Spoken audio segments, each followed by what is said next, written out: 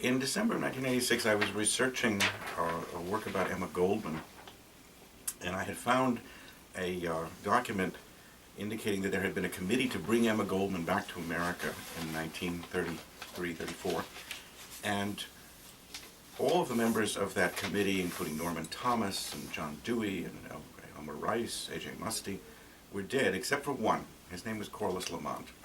He was already close to 90, but I knew, through my father, I knew Edith Tiger, who was a close associate of his, and I said I'd like to try to contact him, and she said, write him a letter.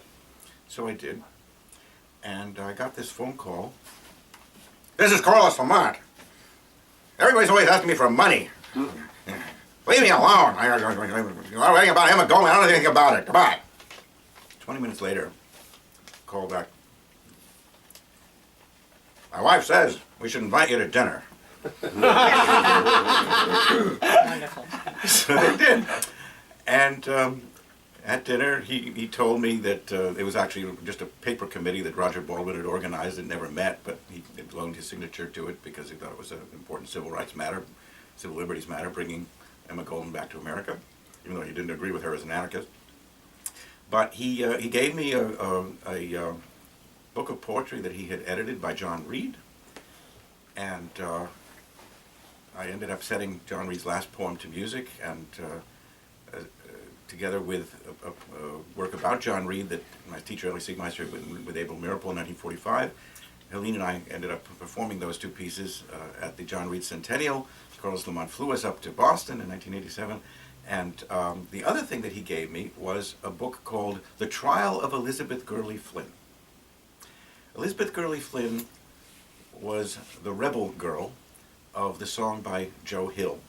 When she visited him in prison, he wrote that song about her. She was a labor organizer, great speaker, and the only founding member of the American Communist Party and the American Civil Liberties Union. After the Hitler-Stalin Pact in 1940, there was a meeting of a very distressed board of directors of the ACLU, feeling that she had a conflict of interest and should resign. And that meeting lasted until 3 in the morning. Corliss Lamont was one of her defenders. Elmer Rice was one of the detractors.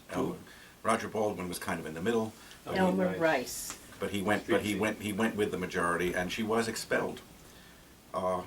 She died she was one of the Smith Act defendants who went to jail just for being a member of a legal party that had suddenly become illegal, the Communist Party.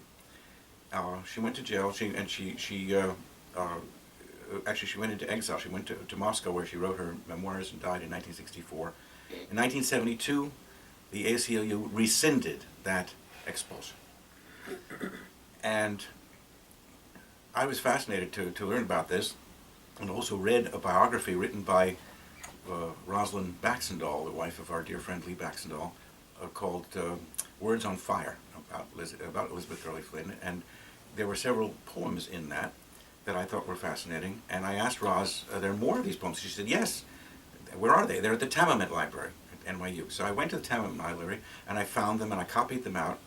And then I tried to find out whom I needed permission from to set them, and it turned out the Communist Party.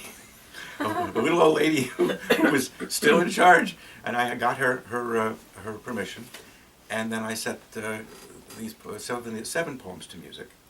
And I called up Corliss Lamont and told him about it, and he was thrilled, and I said, would you like to commission this perhaps? He said, yeah, I'd like to. What would be involved? I said, oh, just send a nominal amount. And he said, okay. And he told his assistant, send him $1,000, which he did. So this was commissioned, and it was sung by Helene in a number of concerts, including one in memory of Corliss. And it was recorded on Capstone Records. Capstone was acquired by Parma, and so we did our CD with Parma, and in order to be able to reissue some of these things, including this whole cycle. And Parma insisted that we find a title. We were originally going to call the album Lehrman and Mandelbaum, but they wanted a phrase, so we chose a phrase from the first song in this cycle, harmonize your spirit with my calm.